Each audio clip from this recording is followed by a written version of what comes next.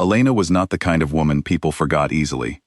She had steady brown eyes that noticed everything, hands that were always busy, and a way of walking into a room that made it feel like the temperature changed, not dramatically, not loudly, but enough.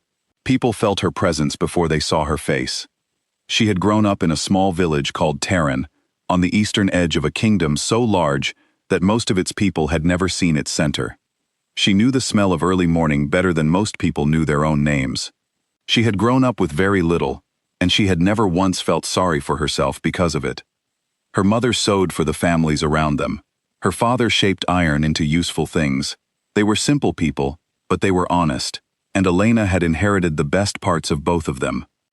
When the palace came to Terran to recruit skilled workers for the Solstice Summit, the most important ceremony in the kingdom's calendar, Elena was 22 years old. The royal officer who visited the village watched her repair a ceremonial cloth in under 20 minutes, something that had taken the previous seamstress 3 hours. He wrote her name at the top of his list before she had finished threading the second needle.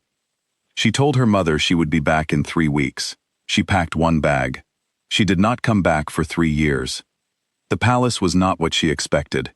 She had imagined something warm and golden, full of music and kind people dressed in fine clothes.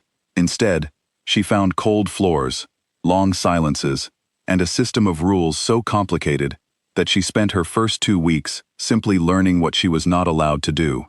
She was not allowed to speak first to anyone above her rank. She was not allowed to look certain people in the eye. She was not allowed to leave her floor of the building after evening bells. She followed the rules.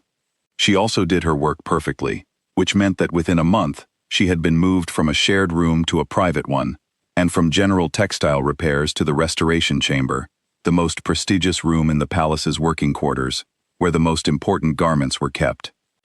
She was good at her job, and she knew it, and she did not let the rules make her feel small. The first time she saw King Aldrich Voss, she did not know who he was. It was late. She was working under a lamp, carefully removing old thread from a collar that was older than the kingdom itself.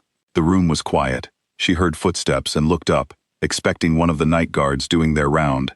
Instead, a man in a plain dark coat was standing near her table, looking at the shelves of old garments along the wall. She said, "You're standing in my light." He looked at her. He stepped to the side. She went back to her work. He did not leave. After a few moments, she looked up again and said, "Are you lost?" He said, "No." She said, "Then you must be looking for something." He said, "I couldn't sleep." She looked at him more carefully. He was tall, somewhere in his mid-30s, with a face that looked like it had forgotten how to be easy. He did not look unkind. He looked tired in a way that sleep alone could not fix. She said, "There's a chair behind the door. You can sit, but I have to keep working." He sat. She worked. They did not speak again for almost an hour. When she finally tied off her last stitch and set the collar down, she looked up and found him watching her with an expression she could not quite read. He said, "That was remarkable." She said, "It's just thread." He almost smiled. It was the closest thing to a smile she would see from him for weeks. She found out the next morning, from a horrified junior attendant, exactly who she had spoken to the night before. She waited to feel afraid. The fear did not come. Instead, she felt a small, quiet certainty that whatever had happened in that room had been real, more real than most of what she experienced in the palace. He came back the next night, and the night after that. Over the weeks and months that followed, they built something that neither of them had words for. She would work. He would sit. They would talk, sometimes for a few minutes, sometimes for hours. She told him about Terran, about her parents, about the way the market smelled on a cold morning.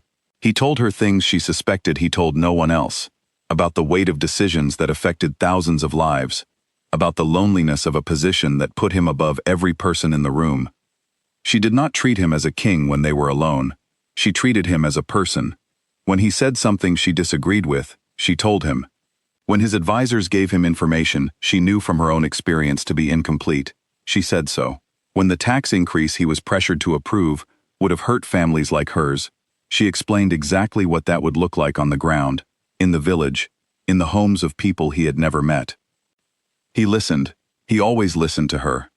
She did not know what to do with that. It was not something she had expected to find inside a palace. The announcement came on a Tuesday morning, posted in the main hall, and read aloud to the full staff.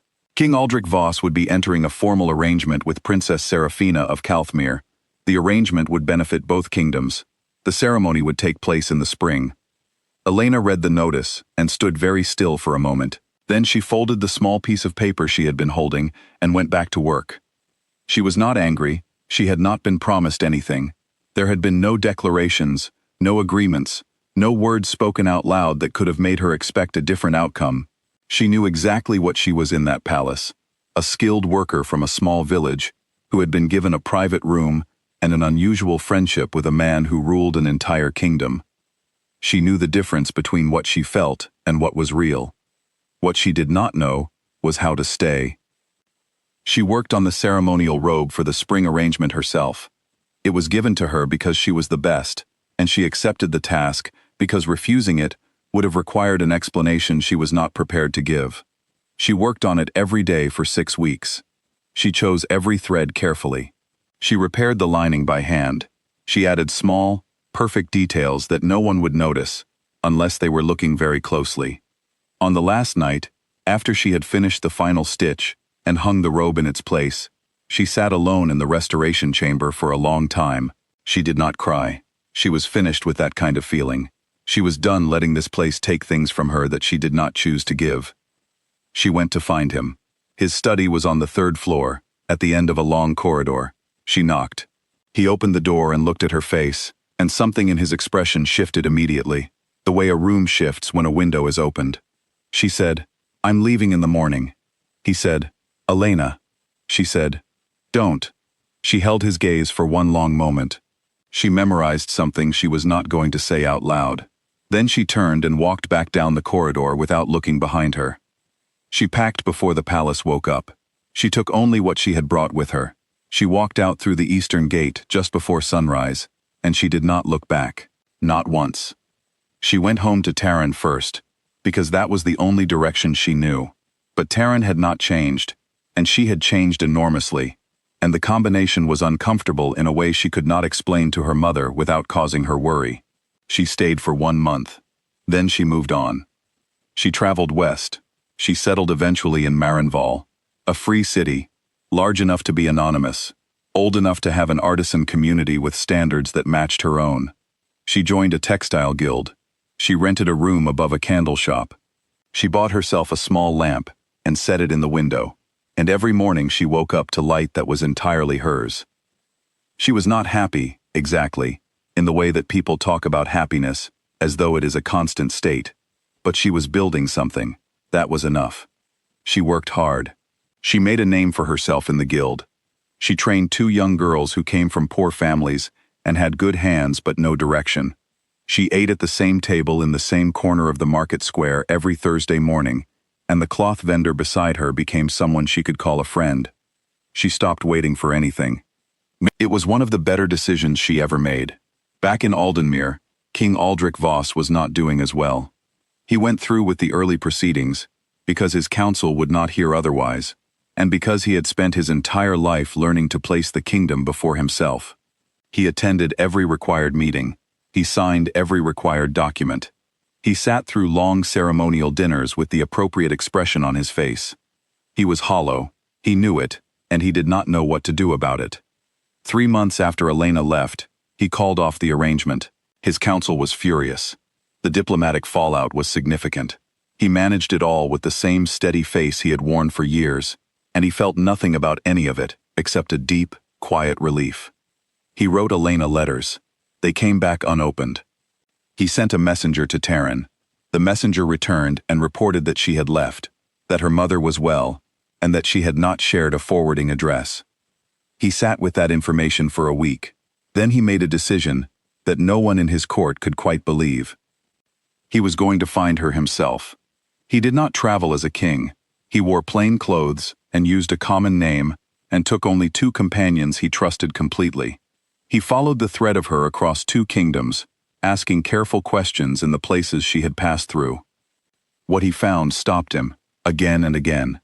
A merchant in a river town remembered a woman who had refused to pay more than fair price for fabric, then sent the leftover change back to the merchant's assistant, who had clearly made an honest mistake. A guild officer in a mountain city remembered a woman who had identified a flaw in a supplier's silk that would have cost the entire guild their reputation, and asked for nothing in return for the warning.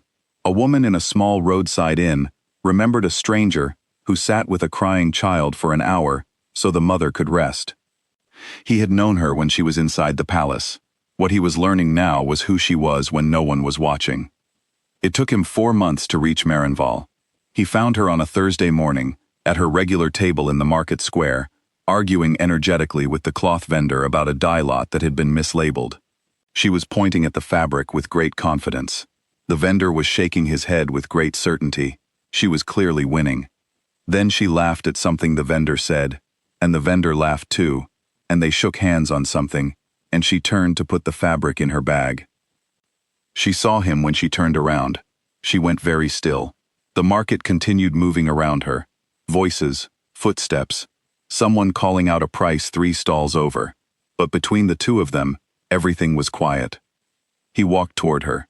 He stopped a short distance away, close enough to speak without raising his voice. He said, "I'm not here as a king." She said, "Then who are you?" He said, "I'm the man who used to sit in the chair behind your door, the one who was standing in your light and kept coming back anyway." He paused. "I made mistakes. I did not say things I should have said. I put other considerations first, when you deserve to be considered first. I can't undo any of that." He looked at her steadily. "I'm asking, if you're willing to let me, to stay in your light, properly this time." Elena did not answer immediately. She bought herself a cup of tea from a nearby stall. She sat down at her table.